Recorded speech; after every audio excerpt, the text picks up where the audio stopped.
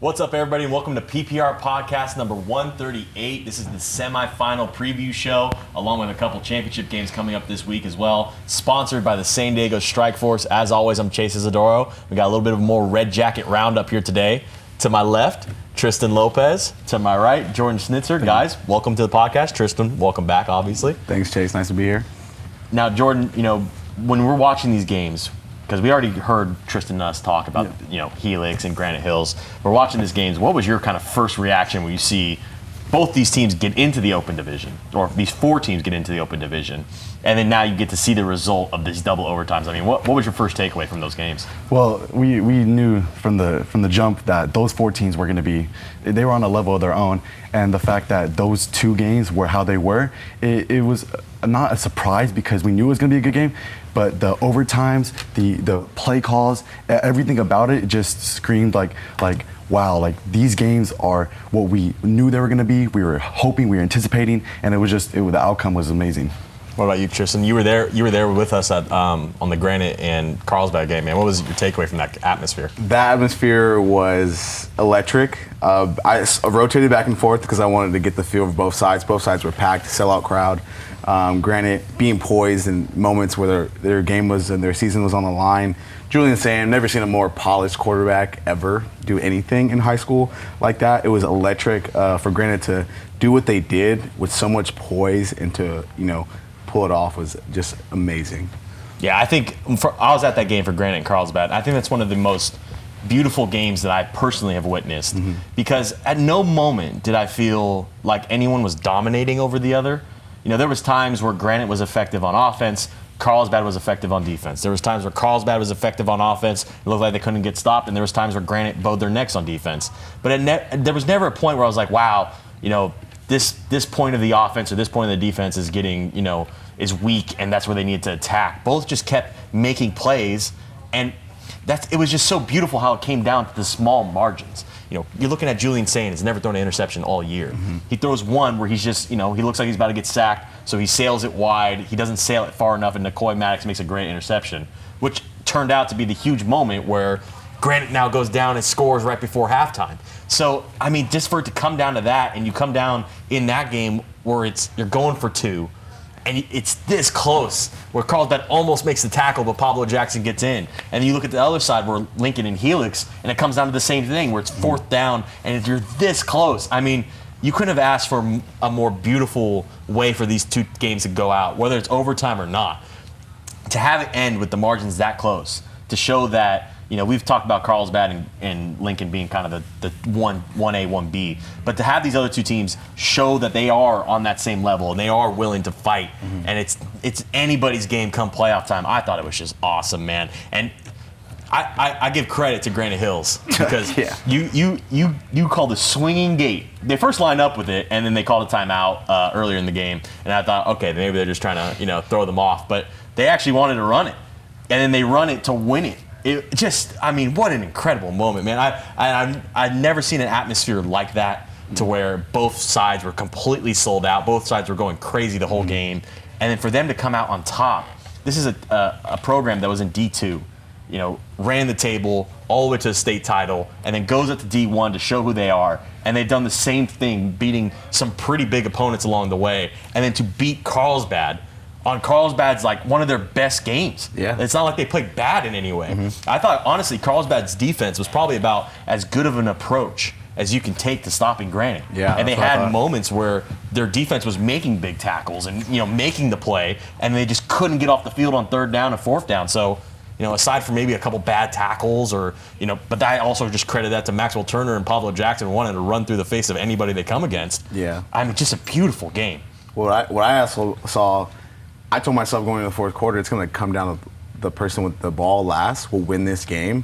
And on that last drive, Chase, Granite came down to the fourth down 3 different times. Their season was on the line 3 different times. Came down to one play, and they managed to be poised and executed that play to get them in the position to go to overtime, double overtime, and then be poised to pull that off. Coach, I told Coach after, gutsy call.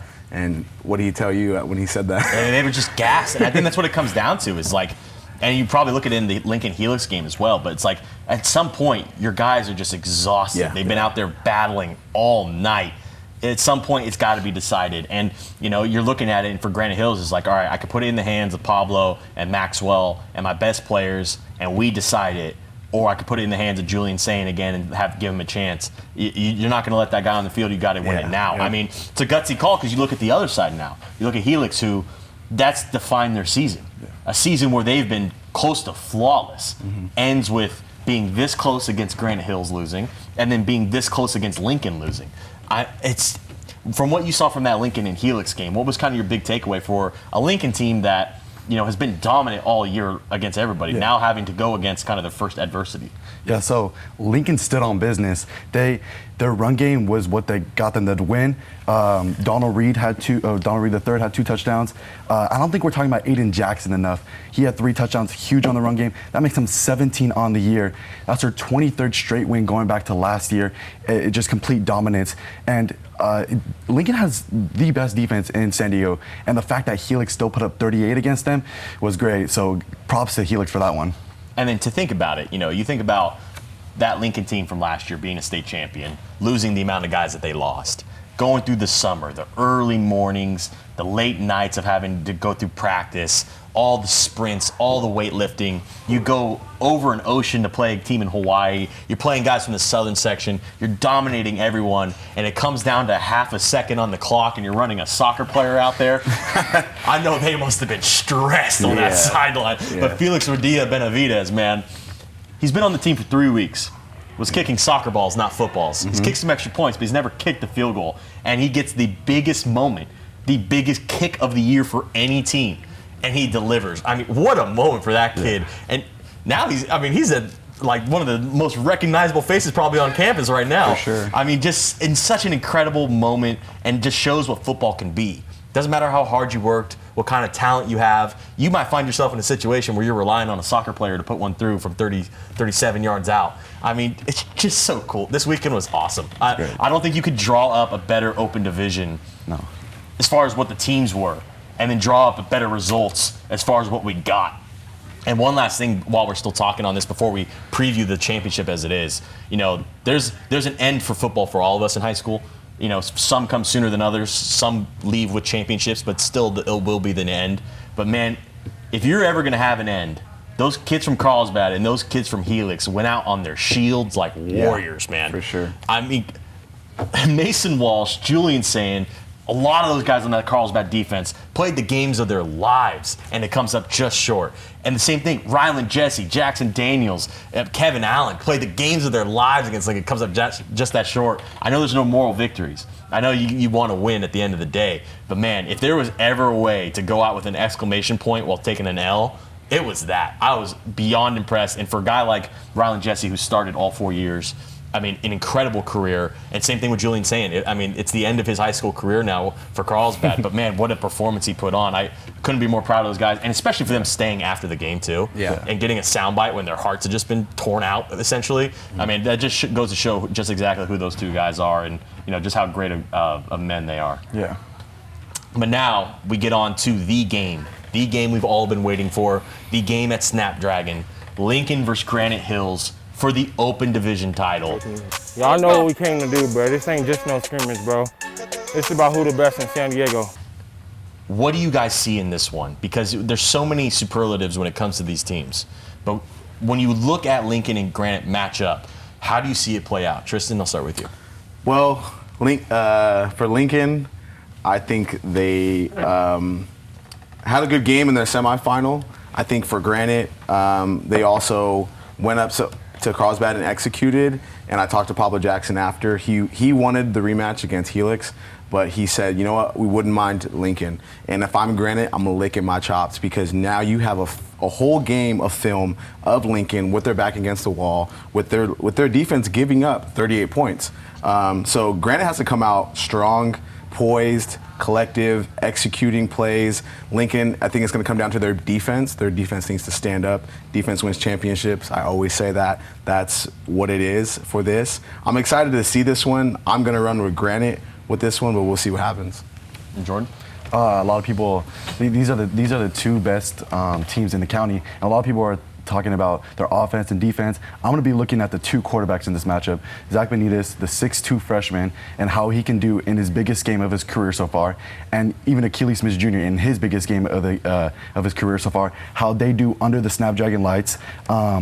And going to Granite Hill for Granite Hills, their run game, they need Pablo Jackson and Maxwell Turner, and they can have the table set.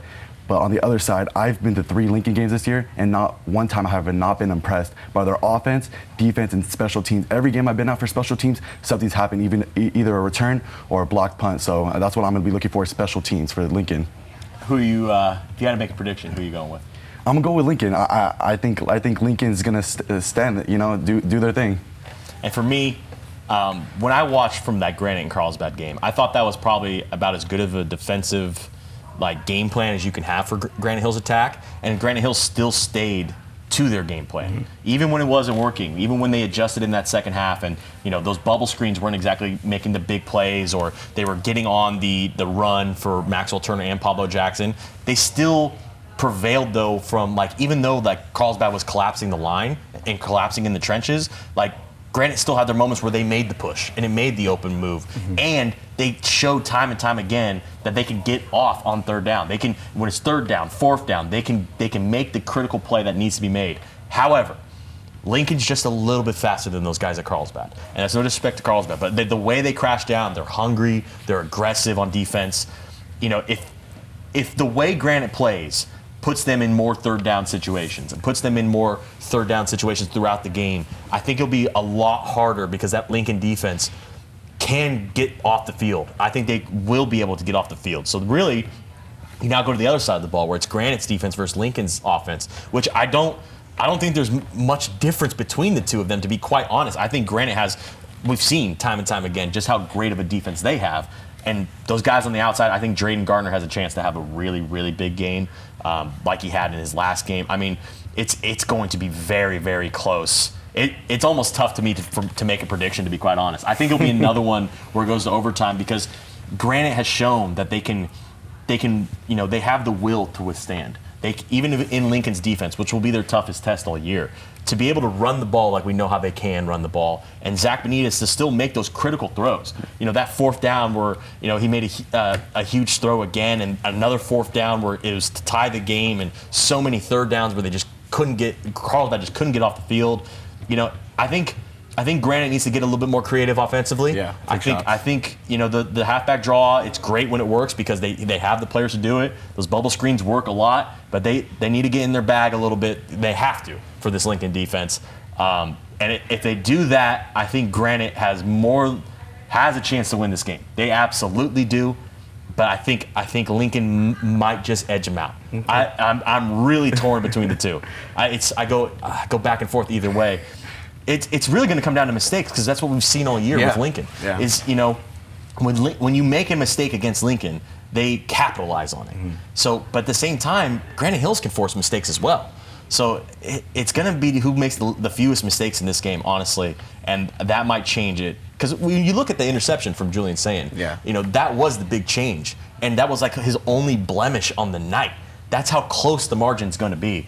I'm probably leaning towards Lincoln, but I would not be shocked at all if Granite Hills pulls it off. I think it's going overtime again. I think we're destined for another overtime. I think everybody wants an overtime. I think it's another overtime game, man. I don't know if our hearts can take it at this point, but I'm pretty sure it's going to be another overtime game. That'd be great. All right, so now we move on to Division I. We're into the semifinals now. Madison 21-0 over Torrey Pines. St Augustine 32-17 over LCC. Saints sets up a Madison at St Augustine matchup, a Western League rematch. Saints won the first one 34-14. Jordan, when you're looking at this match, what do you see from these two teams to go into the semifinal, and who do you think prevails? So the word to describe these two teams is perseverance. Not the best regular seasons, but they're both peaking at the perfect time right now. Madison's defense to hold Torrey Pines to 0 points, peaking. St. Augustine to put up 32 against LCC, their offense is peaking. And William Flores, Andre Falave Johnson, Parker Johnson, Brady Palmer, and Isaiah Hastings, those 5 guys right there have been phenomenal in the playoffs so far and leading up to the playoffs. And I have to give the edge to Saints because they're peaking their offense right now, and their defense only held LCC, who had a great offense, to 17 points. So that's what I'm taking. Yeah, this one's tough. I seen Saints play. I was on Mater Dei. That's when their season turned around. They've won 6 of the last 7. They lost to Mater Dei, and I can tell those kids really took that loss to heart. But Madison's someone that I think everyone keeps counting out. Like you said, Jordan, they both haven't had up and down seasons. Not the seasons they predicted, but Saints is young. Brady Palmer needs to have a game of his life, I think.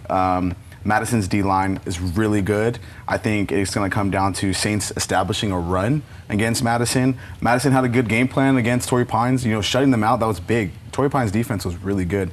So Madison establishing their run and just establishing 5-6 yards per play is what it's going to take against Saints. Saints are, like I said, very young. They have a bright future, but I do think I give the edge to Saints with this one, just because I think they have a little bit more playmakers on the outside. With Hastings, the kid's a baller, and Brady, I just think they're going to be locked in, and they're going to want this one. So for me, I think I'm leaning a little bit more to Saints, but I love the fact that Madison has had this resurgence, because this is the Madison we were supposed to see, and they just got on such a slide that seemed like just wasn't right. This is the team we know, and we know what they're capable of. Yep. And when you look at that Madison defense, you look at guys like Toilolo and Martell Hughes, Tavau and Brown. They have, and then Makai Villavia. They have more than enough talent to stop a huge Saints attack. They do. But I think when you look at the other side of the ball, I think St. Augustine is really underrated defensively. Parker Johnson is a great defensive back, but really the guy who's not getting the love, who is a wrecker, is Bronx Latuli-Gasanoa from the defensive line. That kid's been getting in the backfield every single week. And I think if he gets back there and puts enough pressure on the drop back passes from Madison, I think it'll be a big problem, because I don't think Madison could go in there and just run the ball. Even though Jaylen Brown and Tavau are great at doing that, I think they will have to stretch it through the air. And, Quintanar's a great wide receiver. Parental is a good quarterback. But I think Gasanoa plays a huge impact that could be getting them off the field on third downs when they need it most. And then for Saints, getting the ball back, sustaining effective drives. Because the thing with Saints is they know how to run the ball, and they're so physical in the trenches. And they have like 4 guys that they run it with on gadget plays or just normal runs that everyone's healthy. Everyone's fresh, everyone's ready to go, and they run downhill. So for me, I think St. Augustine comes out on top in this one. Now we go into the other side of D1. El Camino 28-21 over Cathedral Catholic. Mission Hills 27-13 over San Marcos. Sets up an Avocado League matchup between El Camino at Mission Hills. Grizzlies won the first one 21-7. Just for the first side of things, I love that it's a Western League on one side, Avocado on the other, because we talk so much about these two being the best 2 leagues. Yeah. So to see we're going to see the Avocado guys and the Western guys against each other, and then one of them will be playing against each other in the championship. Just from that standpoint alone, I like that a lot. But from this game, I think it's going to be tough for El Camino. I've been big on them all year, but the way Mission Hills, they're finally starting to click at the right time, and especially with Giovanni Hart, allowing him to run the ball, and he's been running out of his mind of late. He's been incredible late down the stretch, but that defensive for Mission Hills is great. We know how physical they are with Jonathan Class. Other guys like Jaden Williams and Troy Hune have really come into their own, especially late in the year. I think Mission Hills is going to be very tough to stop, though I know El Camino is a very capable team. And, they played against them. They know what they ran. They know how they approached it, so they do have tape, and it'll be a different approach probably. But I'm probably leaning towards Mission Hills coming out on top of this one. Yeah, like you said, Giovanni Hart, he had 4 touchdowns, 280 yards, and just an incredible game for him. But El Camino does come off a win against a good Cathedral team. A lot of people might say, look at Cathedral's record, and we've been over this many times about their strength of schedule, but Cathedral's still a good team, and it was 14-14, and then El Camino just took off 28-14, and El Camino's coaching staff is phenomenal, but I still have Mission Hills taking it against El Camino. Yeah, Mission Hills, it's hard to bet against them, man. I am an underdog guy. El Camino is big up front. Carson Howard needs to have a game of his life. For Mission Hills, it's going to be tough to beat the same team twice in one season. That is a very hard feat for any team, for any season. They did. I think, to be fair, they did just do it to San Marcos. Yeah, they did. They did. They did, and that was a good offense on San Marcos. So I'm not doubting the Grizzlies, but I wouldn't be surprised if the Wildcats, surprise Mission Hills, coming off that win against Cathedral. Cathedral was a really good team outside of on paper, but I'll probably take the Grizzlies with this one. And the last game was actually pretty close as well, 21-7. So it wasn't that that far of a score line. So it is possible that El Camino does come back into this game. But for me, I think the coaching staff in Mission Hills is one of the best in the county, and they're well prepared. It'll be very tough for them. Yeah. But now we move on to Division II. Del Norte 26-11 over Oceanside. Point Loma 32-12 over Scripps Ranch sets up a Point Loma at Del Norte matchup. Jordan, when you're looking at this matchup from both Point Loma and Del Norte, what kind of stands out to you?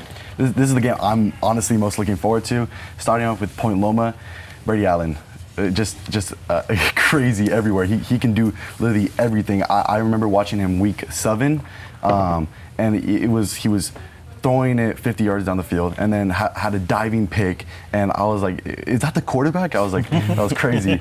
But Del Norte comes into this one with only 2 losses on the whole year, and both of them being D1 teams. And so being in Division II, they have the uplift on this one, and I'm excited to see what Coach Nick Barnett and his boys can do with this one. So I think Del Norte is going to take it against Point Loma. Yeah, I'm probably in the same sentiment. This is probably one of the better ones on the docket. Del Norte, I like their defense. I like the complete team that they play with. Ty Olson is a ball player, to say the least. Nick Barnett has really turned that program around and really made that team really good. Point Loma Pointers are playing really good football. Brady Allen is a dog. Yeah. To see a quarterback playing like that and just dominating on both sides of the ball, yeah. I think the trenches will be a big thing for this one. Point Loma got some big boys, but Del Norte, I said, defense wins championships. And it's so close that I think it comes down to whose defense can, get off the field and shut out that offense. Yeah. So, if it wasn't for Madison Saints, I think this could arguably be the game of the week. Yeah. This one's going to be a really close one as well. I'm kind of leaning both ways. I think I'm going Pointers with the upset. I think from what I've seen defensively, I really like what they have in the trenches. They're very good offensively as well, and what they're able to do with Brady Allen. Obviously, I don't want to say it's only him. There's so many other guys on this team, but what he does, his impact is massive. So there will have to be other guys who step up. One of those guys I think that steps up is Nathan Terzoli, from what he's been able to do in the trenches as well. Can really put some pressure. But at the other side, Del Norte has Schneider at quarterback, who's really good at using his legs, really good at getting outside the pocket and extending plays, and that's where we see Ty Olson come up big. I wouldn't be surprised at all Del Norte wins this. They've been really class all year. But man, I there's something in me saying the Pointers. Something in me saying the Pointers take the upset here. So I think I'm going Point Loma on this one. Cool. But now we go to the other side of the bracket. La Jolla 28-22 over Central Union. They survived the scare from the guys from the desert. RB 28-18 over Bishops, setting up a rematch between La Jolla and RB. It will be at RB. RB won the first game 20-6. There was no Jackson Deal in that game, but still, RB has shown time and time again that they are really, really good, and we haven't shown them enough love because there hasn't been a kid on their team, no disrespect to them, that's been like the star, the top guy. They are just a solid team as it is. Torrin Sellers, Tanner Whitford, they had huge games against Bishops. Whitford, I believe, had a huge game against La Jolla last game as well. Tarek Fisher has been unbelievable running the ball of late. I wouldn't be shocked if RB gives La Jolla a run here, but from what I've seen from La Jolla, they are so good on both sides of the ball. And it's so hard to stop Jackson Deal. He has a different element, and especially Carson Deal. Carson Deal's making, I think he had another interception in his last game against Central Union. I mean, he's making a case of being one of the best underclassmen in the whole county. And so I think that impact alone from La Jolla, I love what they have on their offensive line as well. This is going to be a great game. Honestly, D2 matches up just as well as D1 in my opinion. As far as the matchups go, D2's got some great games this weekend. Yeah, I think I go La Jolla, but I think RB gives them a run. Yeah, I probably go La Jolla on this one too. They're playing some really good football. playing any team from the desert they're gonna come and challenge you. They're gonna come and show up. I think this rattled La Jolla a little bit, so that they dive into the film room and they figure out what they need to do, and revenging that loss to RB. RB's playing some really good football, like you said. This one is probably up there with definitely that Del Norte and Point Loma. I just think La Jolla is just really, really good. I think they have it on all cylinders. They're just rolling right now. I think they get their revenge on RB and they punch their ticket. Yeah, La Jolla, like you said, is really good. Jackson Deal has been phenomenal this year. He has 25 passing touchdowns, and his brother has 9 of them receiving. Just all around a great team, and I have to give it to La Jolla on this one. So. All right, we're all going La Jolla. That means we're going to be ended up in RB's locker room, guys. That's how this one goes. All right, now we go on to Division III, the semifinals. Mission Bay 14-0 over El Capitan. Grossmont 24-21 over Santa Fe Christian. A really great game in that one. Sets up Grossmont at Mission Bay. I've loved what Greg Tate has done with this team, being able to coach all these basketball players to play like this. Charlie Hutchinson has been great. David Dunn, I mean, every single time we turn on a Mission Bay highlight, he's making some sort of play.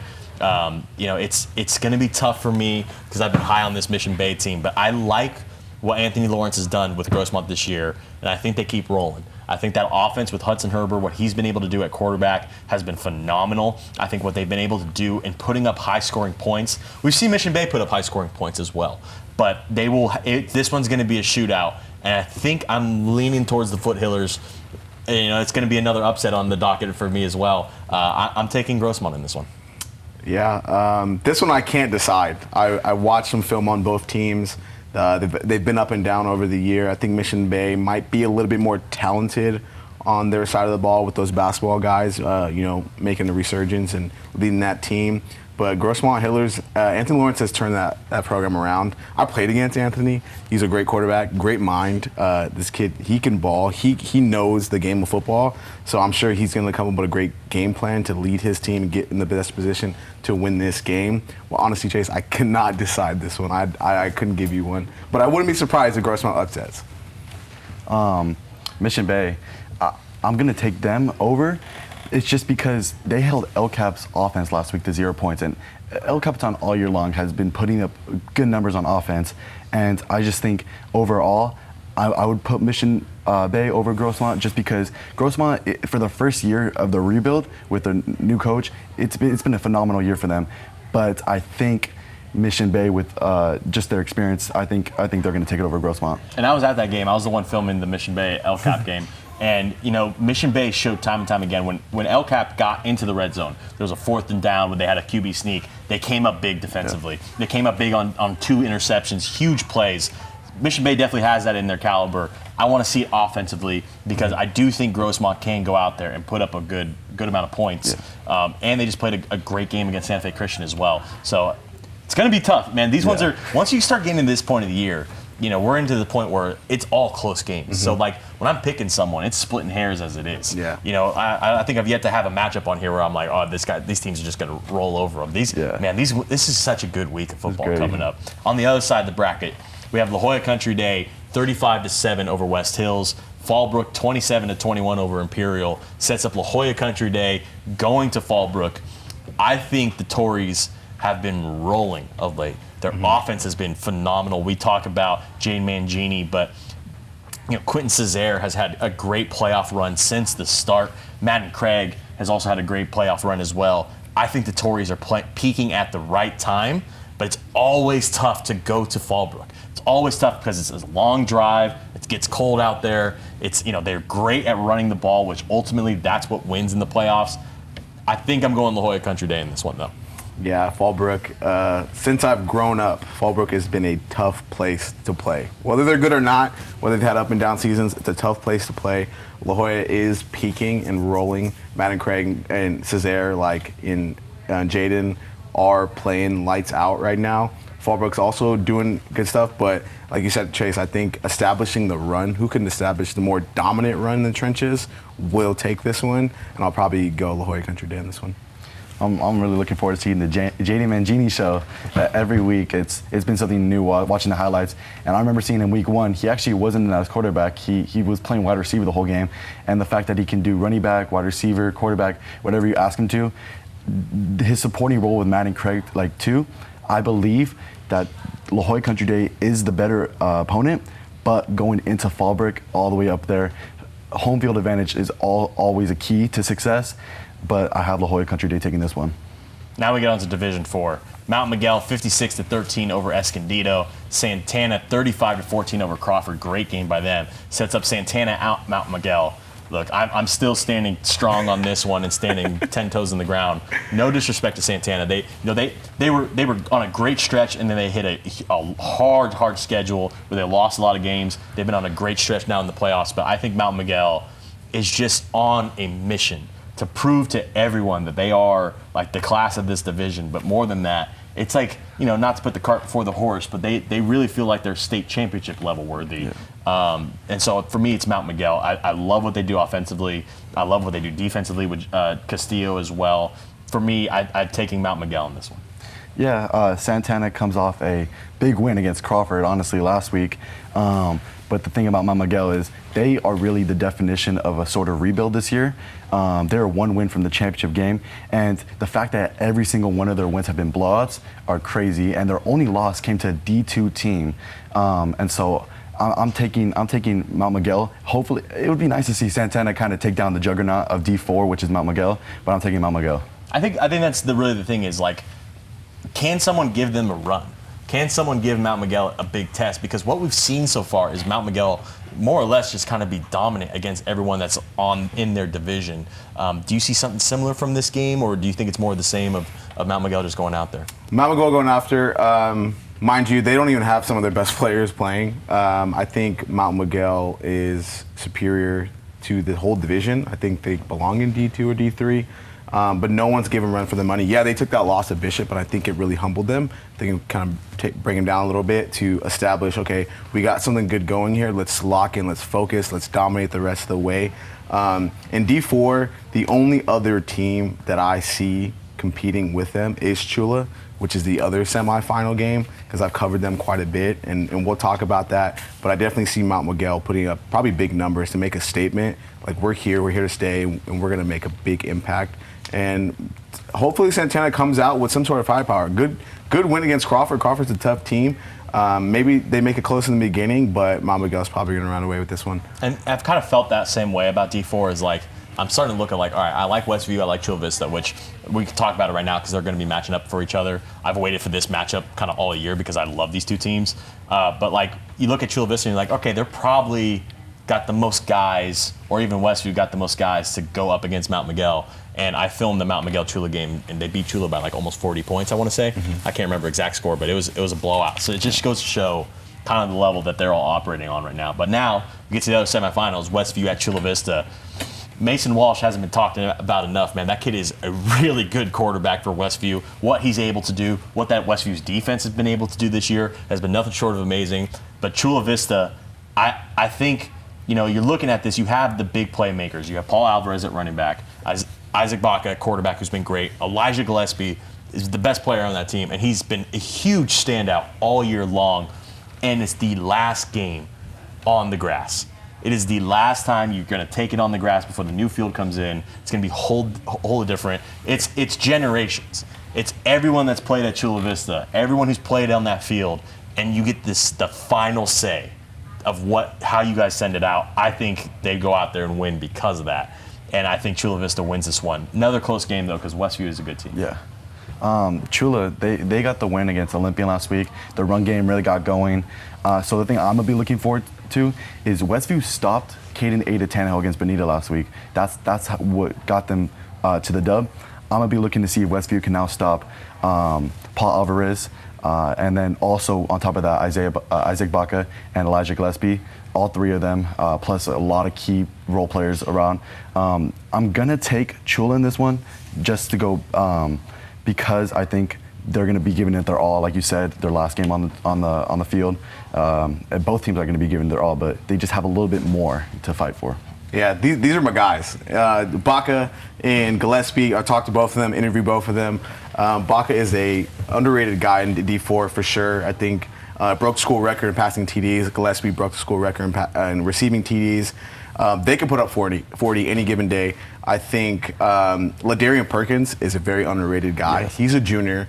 Gillespie's a junior, and Baca's a junior. Like, these guys are young, but they're hungry, and they play like such like professional, like, you know, caliber guys that have been there before. Westview, I think they were up 14-0 against Bonita. Bonita almost came back on them. So they shut down Cade and Tannehill, but I think it was kind of closer to the end. I think obviously Bonita came up short 4 points, but this is going to be a good match, but it's going to come down to Baca putting the ball in the air. Gillespie, him connected so many times this year, but they haven't in the last couple of weeks. They haven't been putting up the numbers that they were putting in the beginning and the middle of the season. But I see, like you said, Chase, this is a legacy thing. My fellow person, Bo, went there. You know, a lot of people show up to those games. Nick James went there. Yeah, like they all talk about playing. They on all that talk grass. about it. You know, the Spartans are going to put up and they're going to punch their ticket to that final. All right, we go on to D5 now. Vincent Memorial, 47-21 over Hoover. Sweetwater, 38-15 over El Cajon Valley. Sets up the D5 championship game. Sweetwater versus Vincent Memorial at Escondido High School. To me, I think Sweetwater has really caught their stride running the ball. It's been a huge running attack, but man, there's always something about a team coming from the desert where it's like, especially these last couple years, it's been Palo Verde, you know, but there's teams in the desert where they make that long drive time and time again, and then they always show to be a little bit more physical, a little bit tougher, and I think Vincent Memorial probably shows that again. I know Sweetwater, there's so much pride at Sweetwater because people always talk about the great days where they were dominant, you know, and so this is a moment where they're playing for a CIF title, huge moment for them, but I think Vincent Memorial takes this one. Yeah, Sweetwater, I remember it was week 1 and they lost pretty bad to Mount Miguel, and they went on to lose their next 3. They started 0-4, and I was like, damn, like Sweetwater, they're having a little bit of a rough time, but they've surprised me so much coming together.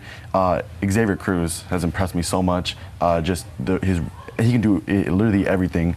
But Vincent Memorial does come off a win against Hoover, and Hoover every single week has put up crazy numbers on offense. And so this is one of those games where one team's just gonna take off, and I have Vincent Memorial winning this one. I'm gonna go upset alert. I'm gonna rock with my guys in the South Bay. Sweetwater, they run the ball very effectively. When they get going, and it's very hard to stop the ball in the playoffs when it's being run in the trenches. But obviously, Vincent Memorial has been, you know, just coming out, beating teams, and like you said, those desert teams are just so hard to like hang around with. But I'm gonna go upset alert with Sweetwater. Covered them very first game of the season. They take an L to Mount Miguel, but obviously we saw the disparity in that.